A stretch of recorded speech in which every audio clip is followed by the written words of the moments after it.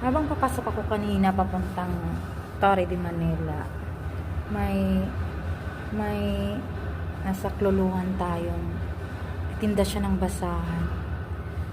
Tapos napasukan ng lamig. So, inalalayan muna natin nung pinisil ko siya hanggang sa nag-okay na siya. Tapos, thank you na sa akin yung police. Yun sa akin lang. Bakit kailangan nyo pang antayin na mahimatay kayo sa paglala ng pagbara ng ugat nyo sa lamig? Huwag nyo naramdaman yung kakaiba na yung katawan nyo. Bigyan nyo naman ng pagmamahal ang sarili nyo. Kasi, hindi dahil sa katawan nyo, hindi kayo kikita ng pera.